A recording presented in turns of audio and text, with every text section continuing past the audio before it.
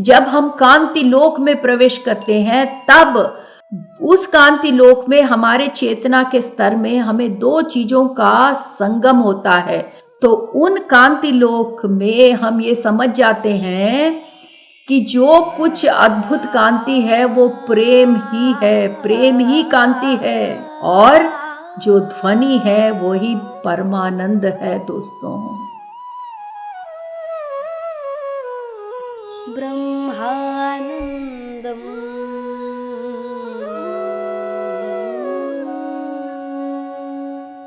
नमस्कार दोस्तों, ब्रह्मानंदम शो में एक बार आपका फिर स्वागत है।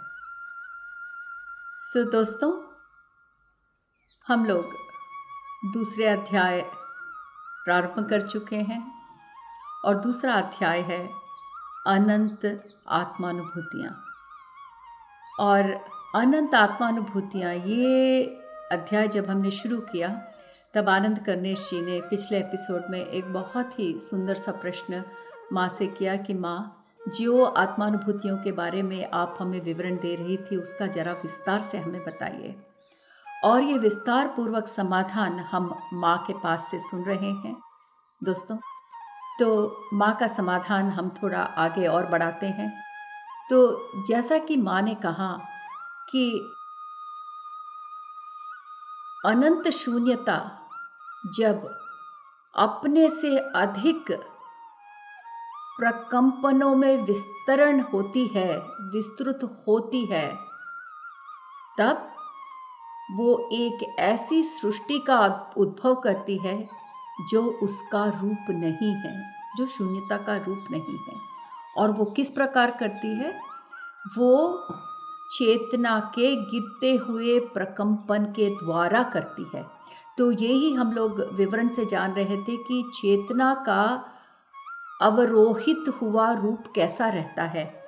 तो जैसा कि मैं पिछले एपिसोड के एंड में बता रही थी दोस्तों कि इस हमारे जो विश्व है जिसको हम समझ सकते हैं, बाकी अदृश्य लोगों को हम नहीं समझ पा रहे हैं अभी, पर जो हमारी ये जो भूमि है वहाँ पर हम जितने भी चीज़ें देखते हैं, चाहे वो ठोस रूप में हो, चाहे तरल रूप में हो, चाहे वो गैसियस स्टेट में हो, वो सब उस चेतना की ये जो ऊर्जा है उसका विभिन्न प्रकंपन का रूप है।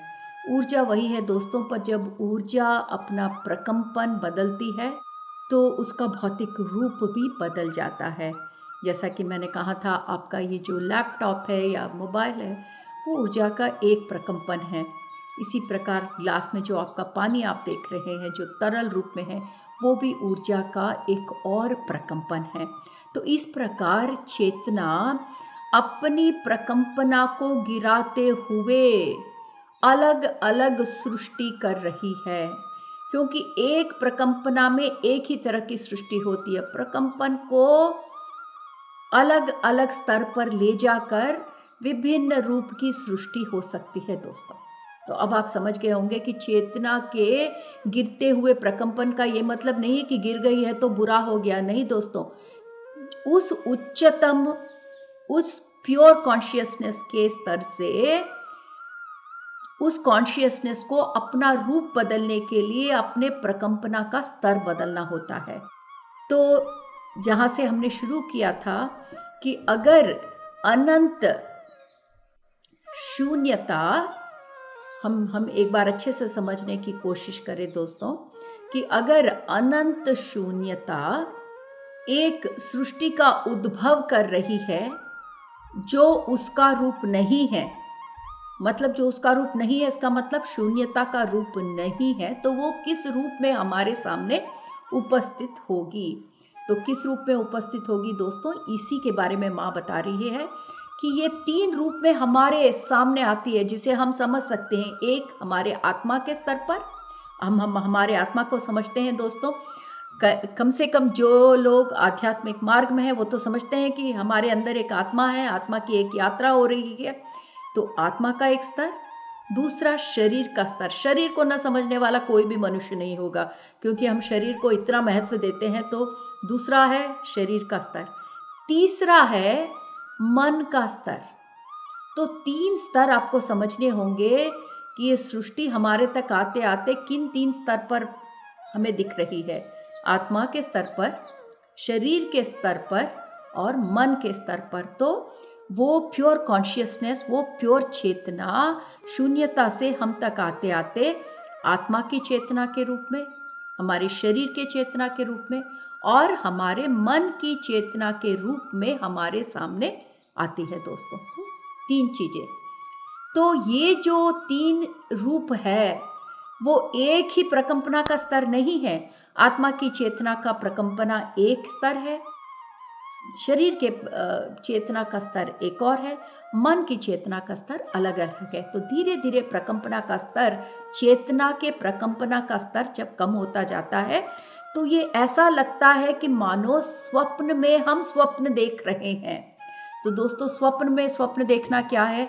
हम सो रहे हैं, हमने एक स्वप्न देखा, उस स्वप्न में हम देखते हैं कि हम फिर सो रहे हैं, उसमें हम फिर स्वप्न देख रहे हैं, फिर उस स्वप्न में भी हम सो सकते हैं और एक और स्वप्न देख सकते हैं। तो ये क्या हुआ दोस्तों? स्वप्नों में स्वप्नों में स्वप्न। इसी प्रकार गिरते हुए, अवरोहित हुए चेतना भी स्वप्नों के स्वप्न की तरह है, क्योंकि पहले ये आत्मा की चेतना के स्तर में हमारे सामने आती है। उस आत्मा की चेतना के द्वारा हम शरीर के चेतना का अनुभव कर पाते हैं, उस शरीर के माध्यम के द्वारा हम मन की चेतना तक पहुंच पाते हैं। तो इसीलिए इसे स्वप्न में स्वप्न का रूप कहा गया है, क्योंकि जो तीन स्तर हमें बताए गए हैं वो तीनों चेतना के स्तर है, पर जो शून्यता है वो इन सब स्तरों से परे है दोस्तों। बियॉन्ड मतलब परे। पर जो शून्यता इन सब से परे है, समझने की कोशिश कीजिए दोस्तों, जो शून्यता इन सब से परे है वो अपना रूप समझने के लिए इन चेतनाओं के स्तर में सृष्टि के रूप में हमारे सामने आई, या हम भी उसका भागी हैं दोस्तों।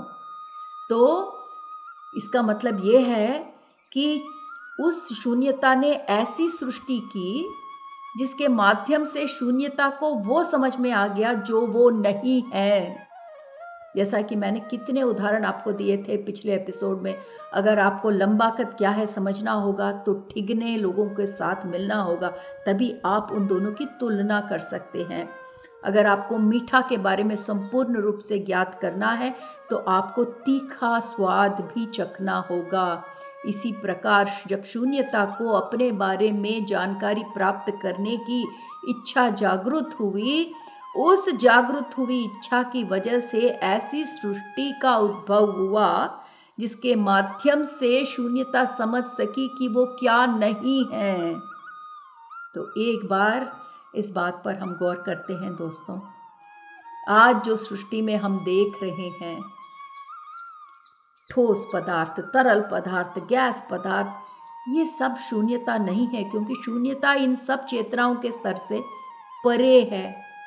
तो अपने को समझने के लिए शून्यता को चेतना का स्तर कम करना पड़ा, ऐसे रूपों में लाना पड़ा ताकि वो समझ सके कि ये मैं नहीं हूँ, ये मैं नहीं हूँ, ये मैं नहीं हूँ। दोस्तों, अब आप ये पूछ सकते हैं कि ऐसा क्यों चेतना को ऐसा रूप लेना, शून्यता को ऐसा रूप लेना पड़ा जो वो नहीं है? ऐसा क्यों नहीं रूप लेना पड़ा जो वो है? अब वो ऐसा कौन सा रूप लेगी जो वो है? क्योंकि जो वो है वो तो है, जो वो नहीं है वो क्रिएट कर सकती है, पर शून्यता जो है वो तो है, पर उससे शून्यता को समझ में नहीं आ रहा। तो इसलिए रूप बदलना पड़ेगा अपने आप को समझने के लिए। जो वो नहीं है ये जानकर शून्यता समझ पाएगी कि वो क्या है दोस्तों।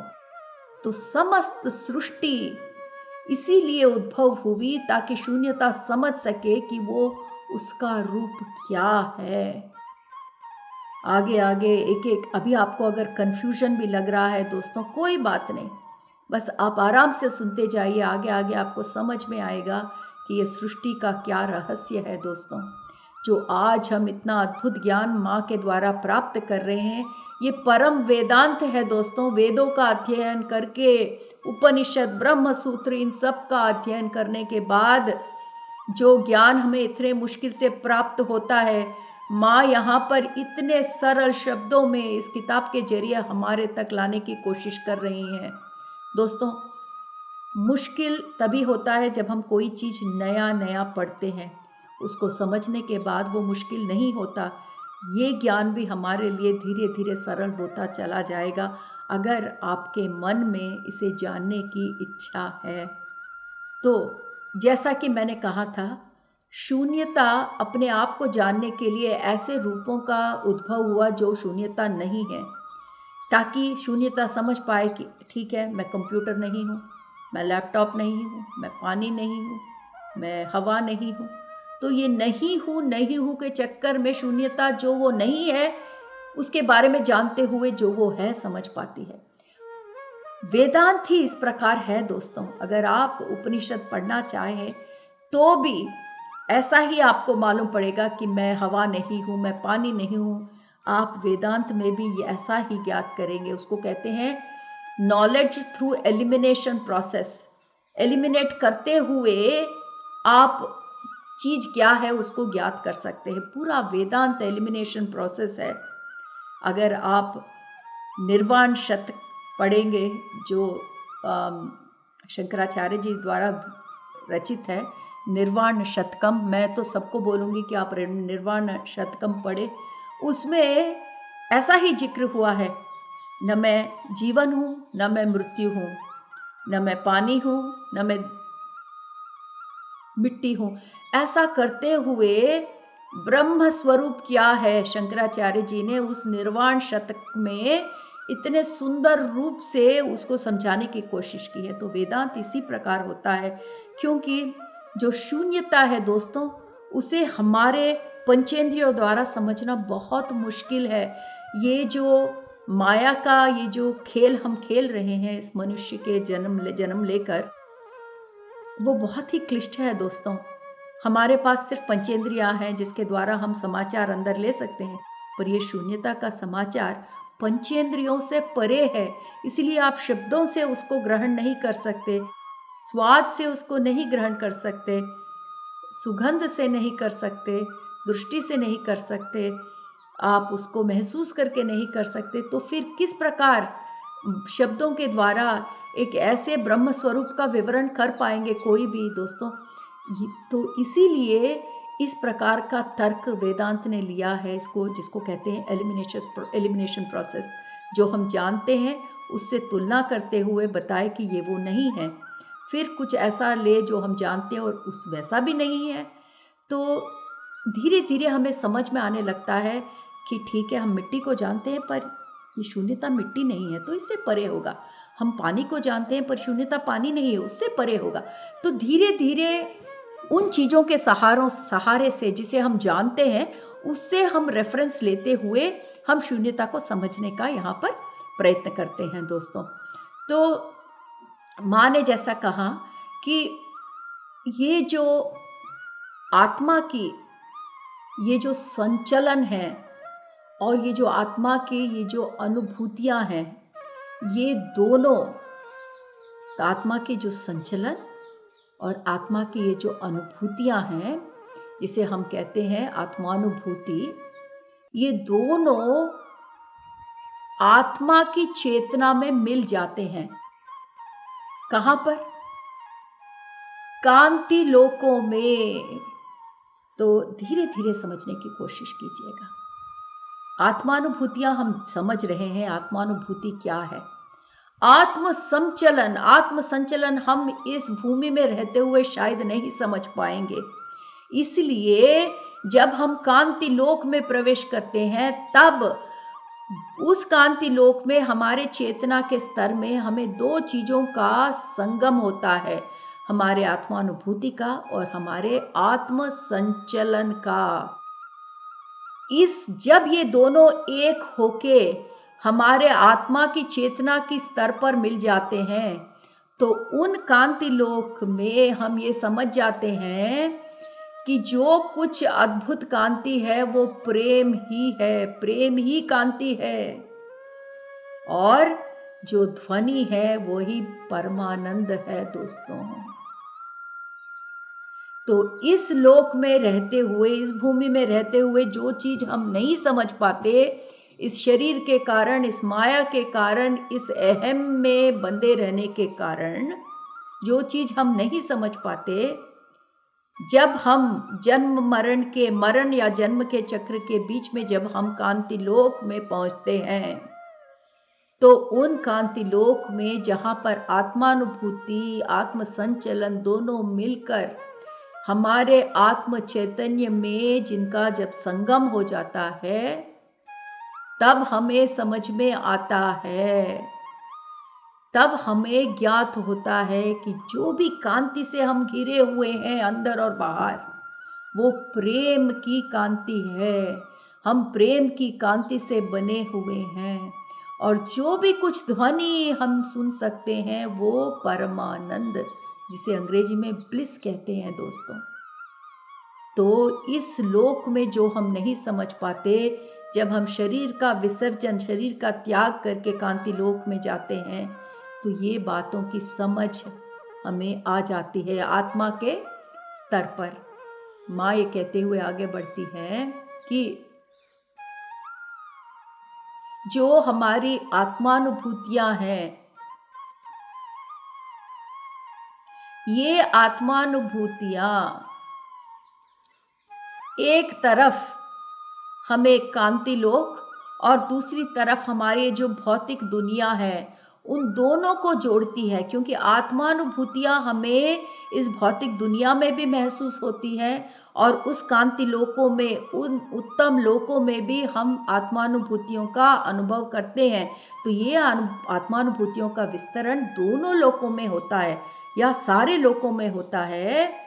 पर एक बात यहाँ माँ हमें ये समझाने की कोशिश कर रही है कि बच्चों, ये मत समझो कि सिर्फ जब तुम कांति देह के साथ रहते हो तभी तुम्हें प्रेम और आनंद का अनुभव होता है। ऐसा नहीं समझो कि सिर्फ कांति लोकों में, दूसरे लोकों में ये होता है, पर ये आत्मानुभूतियां तुम्हें भौतिक लोक में भी, तुम्हारे मनुष्य लोक में भी तुम्हारे पास उपलब्ध है। पर क्या हो रहा है, ये हम संपूर्ण रूप से क्यों नहीं अनुभव कर पा रहे हैं?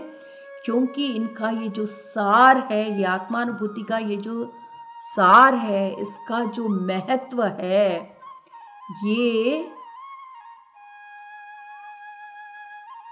इस भौतिक लोक में दुख के बादल से ये घिर जा रहे हैं दोस्तों। सफरिंग, यातना, ये जो दुख और यातना की जिंदगी हम इस मनुष्य लोक में, भौतिक लोक में जो हम जी रहे हैं, इन दुख और यातनाओं की ये जो आह हमारे रूह से निकलती है, जब हम दुख के सागर में डूबे रहते हैं, जब हम यातनाओं से तड़पते रहते हैं, सफरिंग्स, तो जो आह हमारे रूह से निकलती है दोस्तों, इन यातनाओं की ये जो दुखों के बादल हैं, ये बादल इस आत्मानुभूतियों को, इसके खूबसूरत रूप को ढक देती हैं। तो इसका क्या मतलब हुआ दोस्तों?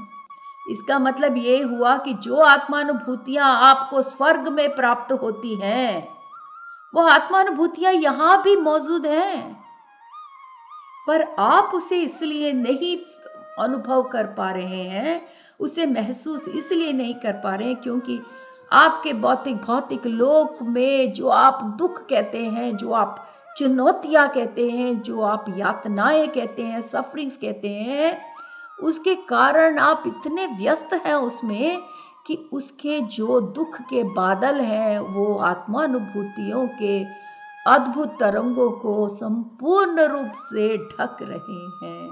तो आप बादल देखते हैं, बादल कभी ढकते हैं, कभी खुलते हैं। इसी तरह ये दुख के बादल, ये आत्मानुभूतियों को आप तक लेके तो आता है, पर वही रूप से नहीं ला पाता, क्योंकि दुख के बादलों के कारण उसका संपूर्ण रूप आप भली भांति देख नहीं पाते।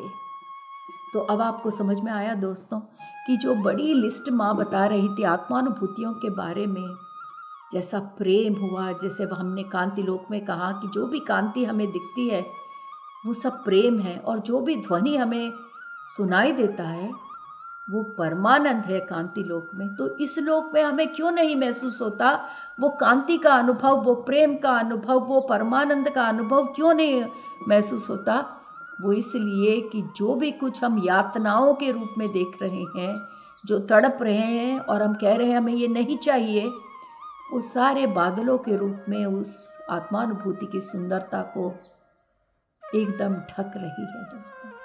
और उनमें से जितना भी कुछ पहुंच जाता है वो उसका भव्य रूप नहीं है।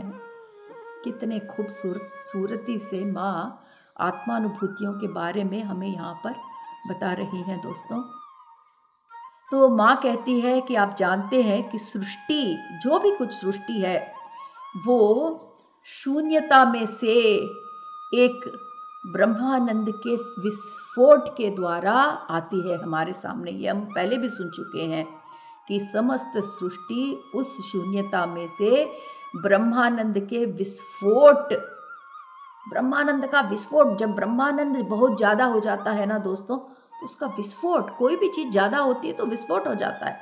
तो जैसे कि आप अपनी पृथ्वी देखिए, पृथ्वी में ज्वालामुखी कब होता है? जब वहाँ पे प्रेशर ज़्यादा बिल्डअप हो जाता है, तो अंदर से जो सारे लावा है वो एकदम बाहर फटता है। तो कभी भी चीज़ अति सर्वत्र वर्ज्य, जब भी ज़्यादा अति हो जाता है दोस्तों, तो वो चीज़ का विस्फोट होता है। इसी प्रकार चाहे वो आनंद हो, ब्रह्मानंद हो, परमानंद हो, दुख हो, यातनाएं हो, या फिर वो ज्वालामुखी पर्वत ही क्यों न हो, यहाँ पर भी ब्रह्मानंद के विस्फोट के कारण उस शून्यता से जो सृष्टि आती है, जिसका हम जानते हैं, तो ये ही पहली आत्मानुभूति है। कौन सा दोस्तों?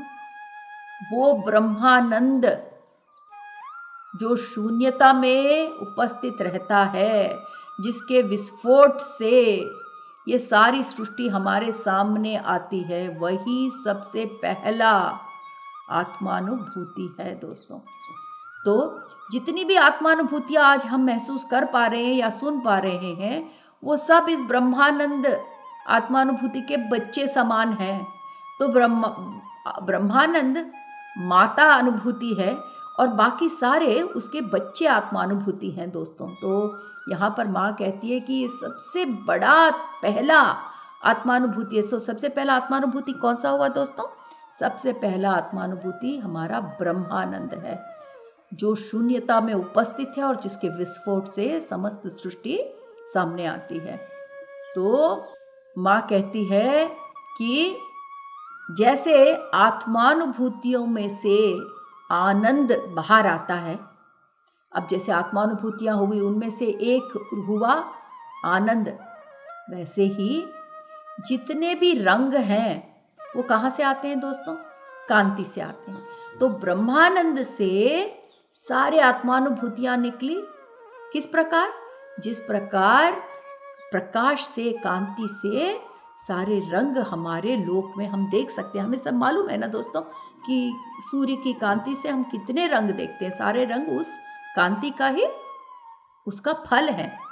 तो जब हमें मालूम होता है कि ये जो सारे रंग है, लाल, पीले, नीले, सब ये सब अद्भुत सफ़ेद कांति में से बाहर आ रहे हैं।